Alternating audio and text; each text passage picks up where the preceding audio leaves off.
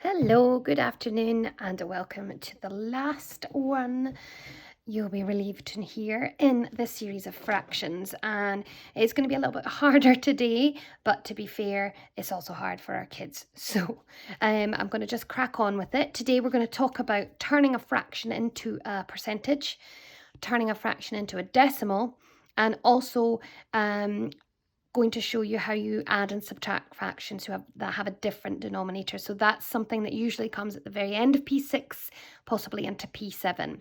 All right, so if your child is P5 and has just started fractions, then they won't be going on to this for a while, but I thought I might as well put everything in one go. Okay, so here we go.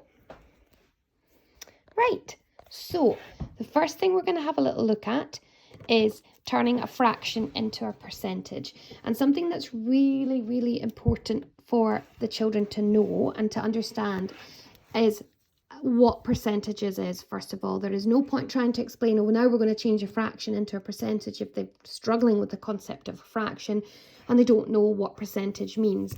So what I always say to them is that no matter the size of something, if it is a whole, we express that as 100%.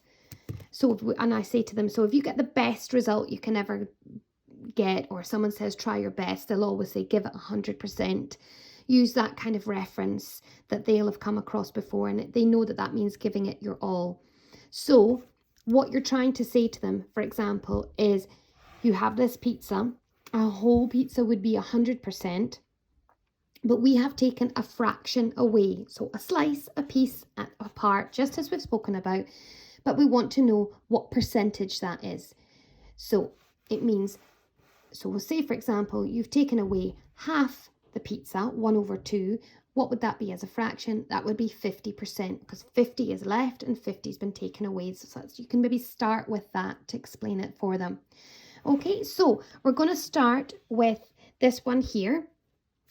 And it's 3/10. Now, ideally, what we are actually trying to do with these is we're trying to make the bottom number 100, that 100%, that whole.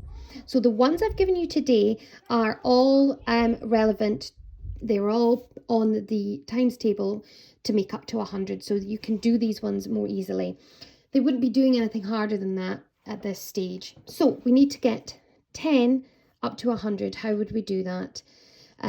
You can use your grid again if they want to. So you're going on the 10 times table, you're going along to 100. What did we have to times it by? We needed to times it by 10. Okay, now again, you're not necessarily writing this in. I'm just doing it for this example. So you're going to have to do it to get 10, and that will give us 100. Okay, now remember what we talked about yesterday about the golden rule. The numerator and denominator are extremely jealous of each other, and so you have to do exactly the same to the top as you did to the bottom.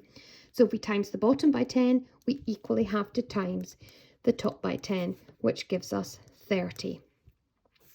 That means there's 30 out of the 100 pieces there, which becomes 30%. Okay, so we'll go on to our next one, 4/5. What do we times 5 by to get 100? We times it by 20, so we have to do the golden rule. We have to do the same. So then our answer becomes 80 out of the 100 parts, which is 80%. Here we have 20. 20 times something makes 100. We're trying to get up to that magical 100%, that whole. So we're going to times that by 5. We have to do the same up here. So that becomes 30 over 100. 30 out of the 100 pieces, which becomes 30%.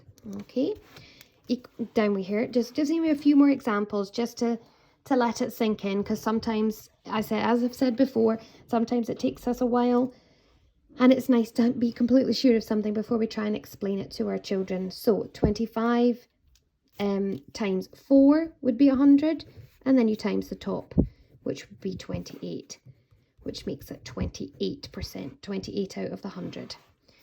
You would times 50 by 2 to make 100, so to equally do that there, that would be 8%. So 8% of the pizza has been taken. Half, we have to times the 2 by 50 to make 100, and then you would also need to times the 1 by 50, so it would be 50 over 100. That means 50 of the 100 parts 50%, because we may think I'm over complicating it now, but I always like to explain to children exactly what things mean and where they come from, purely because it interests me and that's how I learned as a kid. And I just never really got maths very easily because I always wanted to know the why, and sometimes there is no why in maths, sometimes it just is.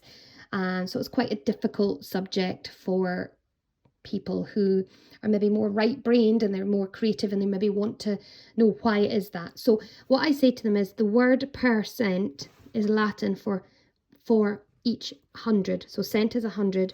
So percent means out of 100. So that's why it means 50% means 50 out of the 100 pieces. Okay, so that is how we turn a fraction into a percentage. So how do we turn a fraction into a decimal? Well, it's similar to other things we've done where we explained yesterday when you're finding an eighth of something, then you divide it by 8. But you can't find 2/8 of something until you know 1/8. So remember we talked about that yesterday and it became a 2-step process.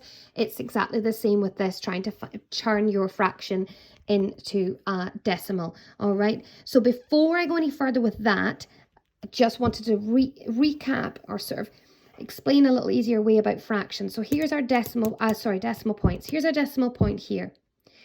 Everything to the left of the decimal point is a whole number. It's the whole number, it's not split at all. And anything to the right is a fraction, a slice, a piece, etc. of that whole. So there isn't quite enough. So if your number doesn't have a decimal point, for example, if it's just 14, that means it's 14 on its own.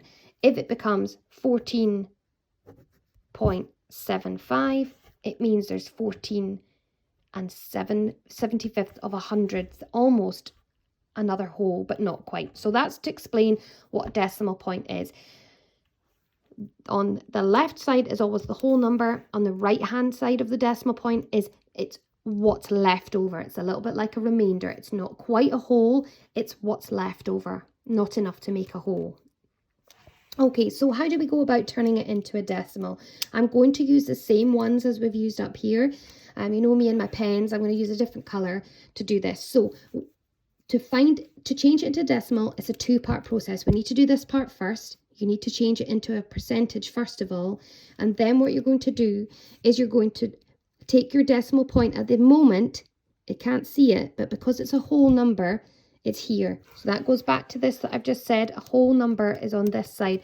At the moment, there isn't a decimal point because it's a whole number. And all you're going to do is you're going to jump it 1, 2 spaces and put it here. So our answer as a decimal is that. Okay, similarly here we have 80. So at the moment it's a whole 80. There isn't a decimal point, it doesn't have any remainders, it doesn't have anything left over. It's 80 standing on its own. So the 80 is effectively on this side of the decimal point. After it would be 0.00000, whatever, but we don't write it when there's a 0. So all we do is we take this from here and jump it 2 spaces. So then that one becomes, and this 0 isn't 100% necessary as well, sometimes it just helps. Important thing is where to put the decimal. So it becomes, that's your decimal there of 80%. Similarly, 1, 2 becomes 0.30. This one would become 0.28. I'm going to come back to this one in a second. And this one, similarly, you're going to jump 2 spaces. All right. So 0.50. That means it's not a whole. It's not a whole number yet. None of these would be whole numbers because they are fractions of something. All right, we know it's only 30%. It's only 30 out of 100, so it's not a whole. We know this is only 80 out of 100. It's not a whole. So I'm going to go back to this one here. This one is ever so slightly different, and it's different because if you jump your 2 spaces, you need to add a 0. So we're jumping 1, 2. So that's your answer there. It's different because this, you know, it can't be this one because that one is 80%. This one was 80% and this one was 8%. So you have to have the extra 0 in there. Okay. As always, I'm happy to go over this a little bit more detail. If someone has a particular question about it, then, you know, you can message me on the page, but hopefully that's been a little bit more helpful for you, turning fractions into percentages and decimals. Okay, so I am conscious of the time, but this is the last little thing that we're going to be talking about in fractions, so I don't want to make a whole new video on it, because I think some of us might be losing the will to live with fractions videos. So we're just going to bash on here with how to add them with different denominators. Okay, so I'm just going to draw a line there because these ones are subtraction sums. Okay, so we have already added and subtracted fractions with very much ease when they have the same denominator. All you need to do when you're adding them, when you see them like this, they have different denominators. What you're trying to do is you're trying to get them to have the same denominator. So the way we do that is we're going to have to do something to one or maybe both of the denominators, the bottom numbers, to make sure they're the same. Now on this occasion, 15 is the alarm bell because 15 is on the 5 times table and so is 5.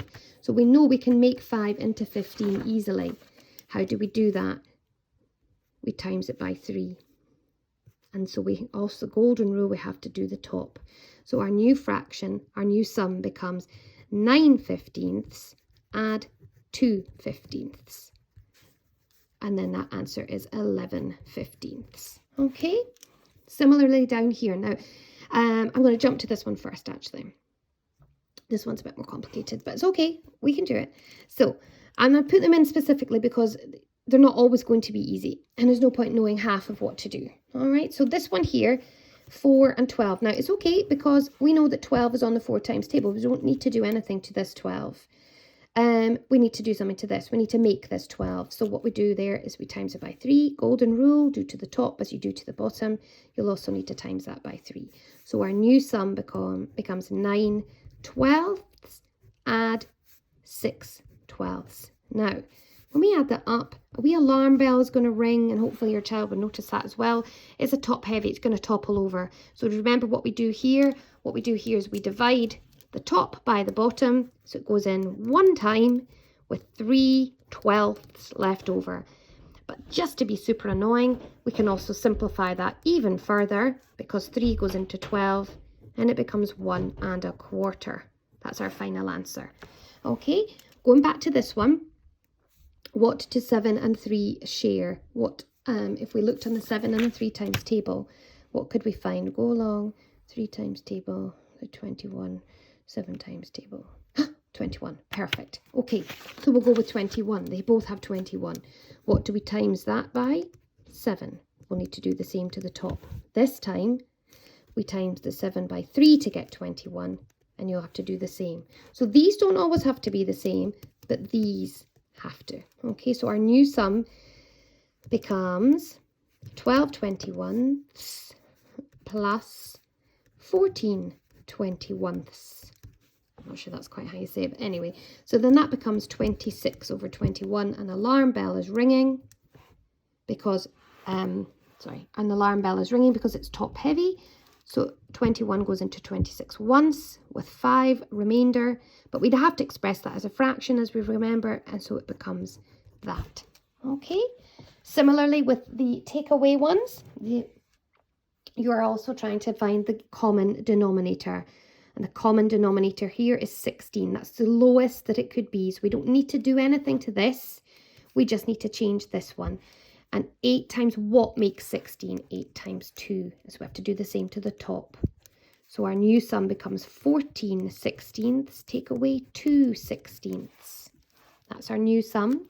And our answer is 12/16.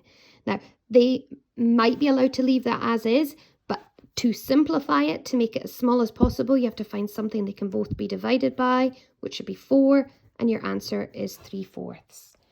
Okay, 9 and 3. What do they both share? They share a 27.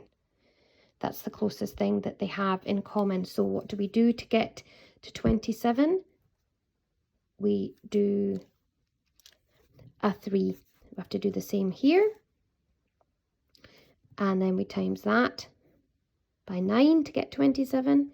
And also need to do that. So our new sum is then 24/27. take away 9/27. And our answer is 15/27. Last one, 4/6 take away 5/24. We need to make these the same. So is there anything on the 6 times table? Is 24 on the 6 times table is the first thing you ask? Yes, it is. Okay, let's get 6 up to 24. We'll times it by 4. We also have to do the same to the top. So our new sum is then 16/24. Take away 5/24. And the answer to that is 11/24. All right. I know that is a little bit full on, those ones, so I'm happy to go into a bit more detail at any time for you.